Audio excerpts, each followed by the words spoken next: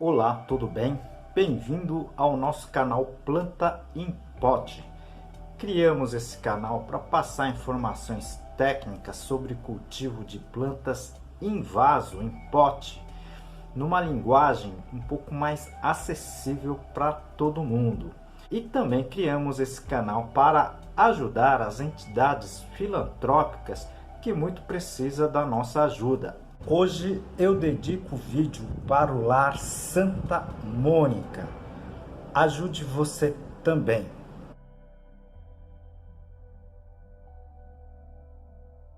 E ajude o nosso canal, tá? Clique no joinha, no like, compartilhe esse vídeo e inscreva-se no canal. Isso ajuda muito o nosso trabalho aqui.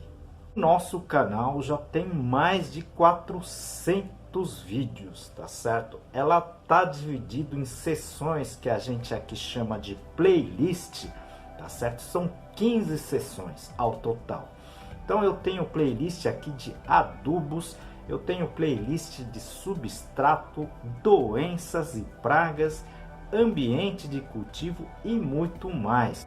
Se vocês puderem assistir essas outras sessões que a gente chama de playlist, seria muito interessante. É tudo gratuito, tá certo? Hoje iremos responder as perguntas da semana. São as perguntas e respostas de número 49. Muitas perguntas bem interessantes, com as respostas técnicas, mas na linguagem bem fácil para que todo mundo entenda, tá certo? Fique até o final do vídeo que tem bastante assunto bem interessante aqui nesse vídeo de hoje, tá certo?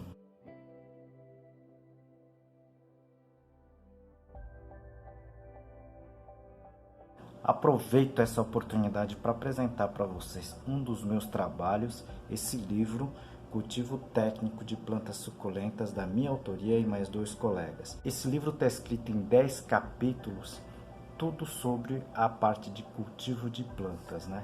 E aqui o capítulo de classificação das espécies. Encaminhe as suas perguntas, as suas sugestões também, tá certo? Muitas dessas a gente coloca aqui nessa seção de perguntas e respostas, ou podemos até fazer vários vídeos, como a gente já fez, com várias solicitações, várias perguntas, vídeos aqui no nosso canal, tá certo? Então, não esqueça, encaminhe você e ajude esse nosso trabalho, tá certo? A primeira pergunta encaminhada pela Célia Fartain, ela pergunta se o óleo de nim que ela aplica nas hortaliças pode prejudicar a saúde da gente, né?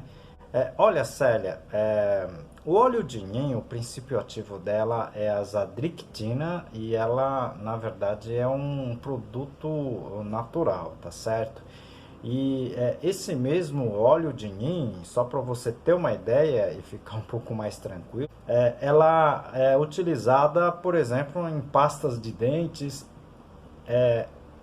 shampoos, né, para digamos assim, eliminar piolhos, e em muitos casos elas também são aplicadas, né, como carrapaticidas, outras modalidades, digamos assim, de produtos, né, fitossanitários. Você não precisa se preocupar com essa parte de prejudicar a saúde, tá certo?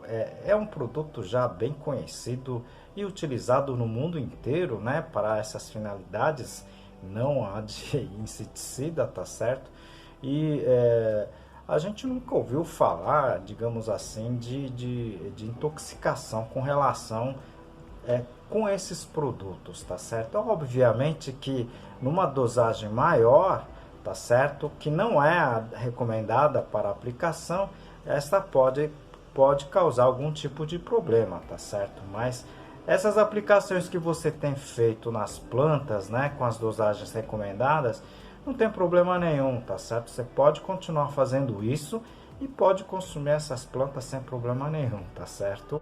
A segunda pergunta bem interessante enviado pela Evelise Ela pergunta quanto tempo após o uso, né, aplicação de adubos NPK e de defensivos químicos, que ela pode usar o bocache. O bocache dela é em pó.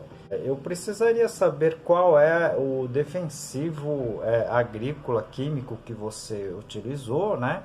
Porque cada defensivo tem, na verdade, um período, tá, de carência, tá certo?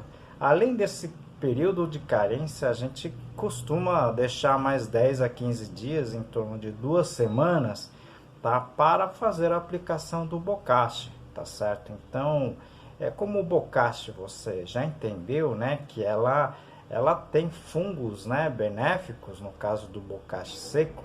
Se fosse o bocache úmido ou pastoso, ela também tem a presença de bactérias, né, que são também bem interessantes, tá, para que todo o sistema tenha, né, um melhor aproveitamento dos nutrientes do próprio bocache, ok?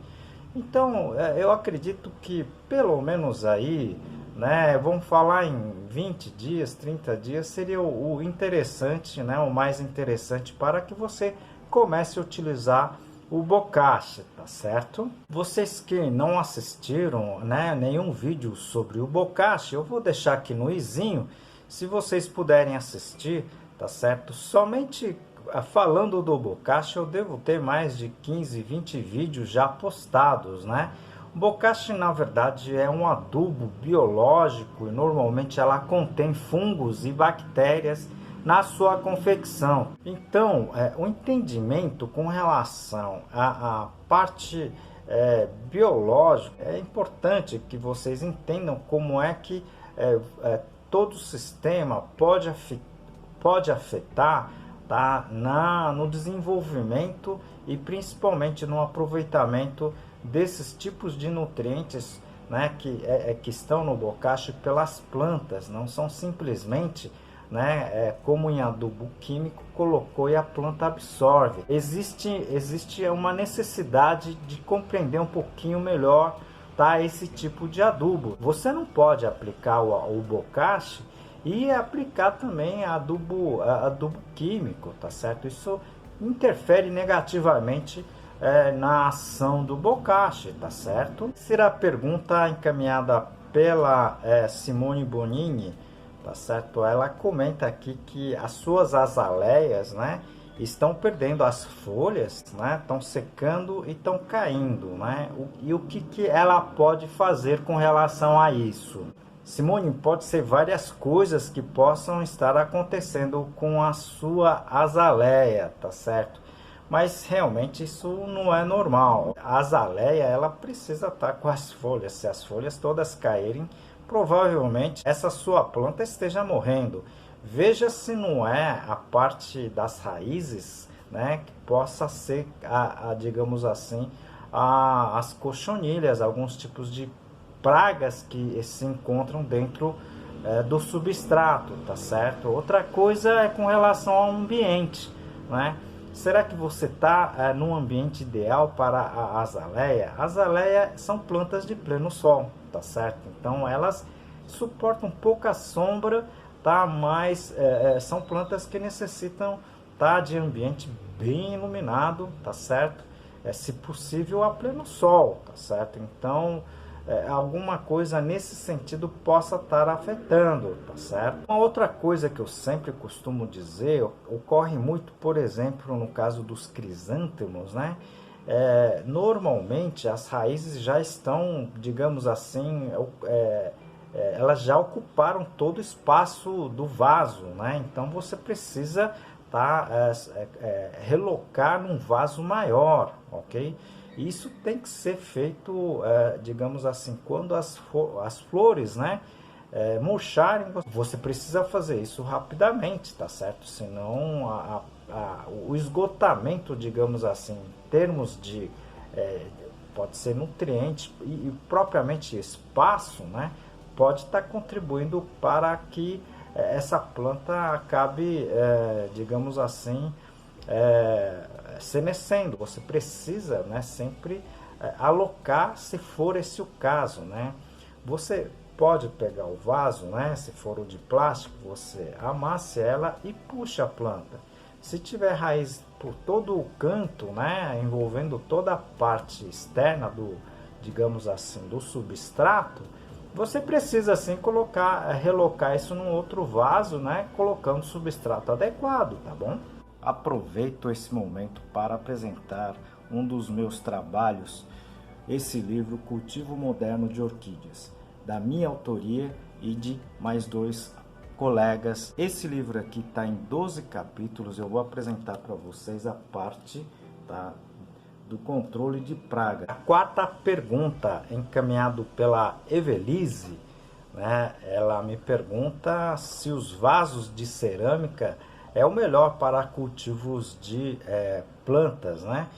Eu já postei alguns vídeos sobre vasos. Se você puder assistir esses vídeos no playlist sobre vasos, né, eu vou deixar aqui no izinhos que eu comento sobre detalhes de cada uma delas, tá certo? Mas vou responder aqui a sua pergunta, né, a segunda parte da pergunta, né, você pergunta se deve impermeabilizar, né, os vasos, né, de cerâmica. Olha, seria interessante, mas é um trabalho a mais, né? Você vai ter que comprar tinta, né, impermeabilizante, você vai ter que comprar pincel, tá certo? Isso tudo vai começar a ficar caro ao seu cultivo, tá? Então, eu aconselho a você utilizar esses vasos plásticos, né? Hoje existem vários modelos de vasos plásticos e que tem uma boa durabilidade desde que ela seja dessa coloração mais escura, né? Essas pretas seriam mais indicados, tá certo? O vaso plástico preto, né, ou qualquer outro tipo de vaso, ela na verdade ela vai impedir a evaporação lateral, ok?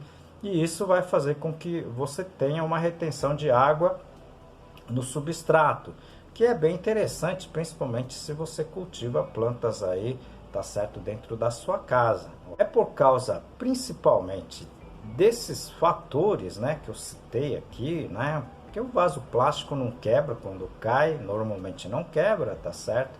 Segundo, porque ela retém a umidade, né, e elas normalmente são bem mais baratos que os vasos de cerâmica, tá certo? Por isso que os produtores deixaram de usar o vaso de cerâmica e hoje todos trabalham com vaso plástico, tá? Então, mesmo os grandes produtores de orquídeas, né, basicamente usam o vaso plástico. É você que decide, tá certo? Pode usar o vaso de cerâmica? Pode, não tem problema nenhum, tá certo?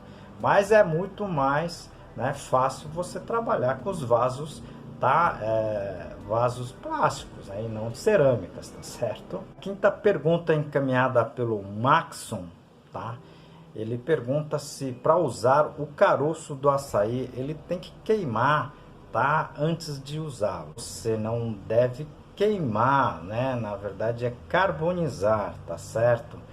O problema é que como ela é basicamente fibras, né? E ela acaba realmente queimando, virando cinza, tá certo? Não é esse material que é interessante para o substrato, tá certo? Você teria que, na verdade, carbonizar, tá, esse material. Acredito que não seja tão simples assim, tá certo? Porque o material ela é muito inflamável, né? Então ela pega fogo com muita facilidade. Então não acredito que você consiga trabalhar, né, transformar o caroço do açaí em carvão, tá certo? Assista o vídeo que eu falei sobre cinzas, né? E a problemática que a cinza causa, principalmente como substrato, não é? Tem muita gente que utiliza como, digamos assim, como adubo, tá certo? Mas como substrato a cinza não é muito interessante devido à alta salinidade desse material. Eu vou deixar o vídeo aqui, tá? Eu vou deixar aqui no izinho, tá certo? Você clique lá e você pode assistir, tá? Os detalhes sobre cinzas que eu falo, tá? Nesse vídeo, tá certo? Vocês viram que foram 5 perguntas bem interessantes, né? Encaminhado pelas pessoas, né, que têm alguma dificuldade. Se você também tiver alguma dificuldade, encaminhe para o nosso canal que a gente responde, tá, no descritivo ou ainda aqui pela sessão, ou a gente faz ainda um vídeo por completo, tá certo? Então isso ajuda muito esse nosso trabalho aqui, tá certo? Pessoal, como em todos os vídeos, a gente está solicitando um apoio, tá, para esta entidade chamada Lar Santa Mônica. Esse lar acolhe, tá, crianças e adolescentes que foram abusadas sexualmente. Então, por gentileza, se vocês puderem fazer algum tipo de donativo, não precisa ser dinheiro, tá certo? Vocês podem ajudar com alimentos, com roupas, vestuários e muitos outros produtos. Ajude você também, tá certo?